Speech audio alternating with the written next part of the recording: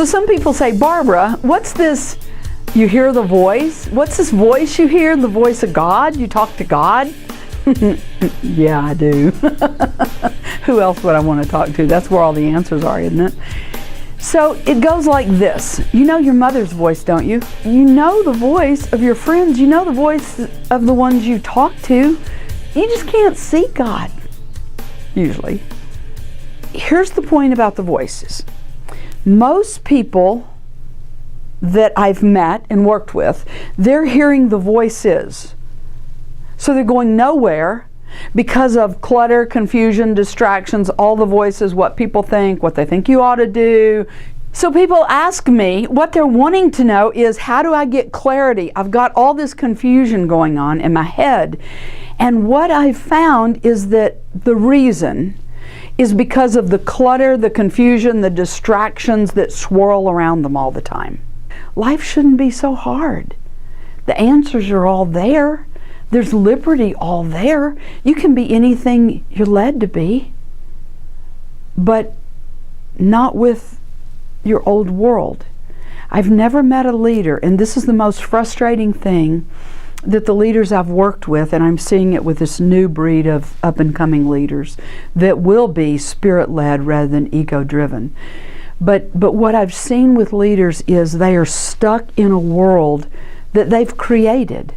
And when the call comes, when a divine window opens for a huge new beginning, then they're going to have to leave that old world. You have to go beyond where you've been.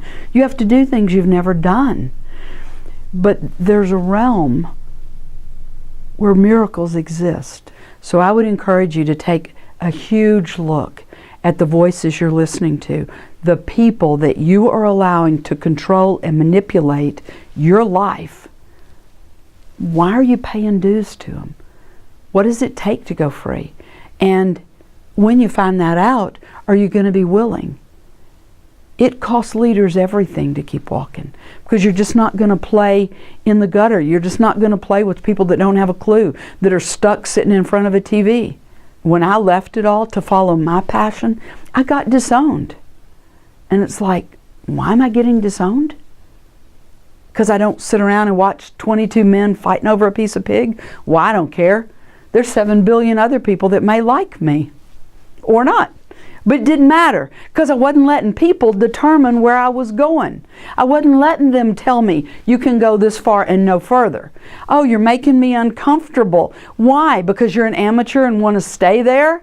There are leaders and there are professionals that don't care what it costs, because they've got this thing beating in them, a vision, a passion that is beating in them to change the world. And we're all joining together. It is amazing what's going on and what's being co-created, and that you're being invited today to Lifeline to Leaders Retreat to be with these other leaders that are coming up, because I know what makes leaders fall and what allows them to stand. There's no way I can say on camera publicly where I've been, who I've worked with, and what I've done, because that would breach confidentiality, and I never do that.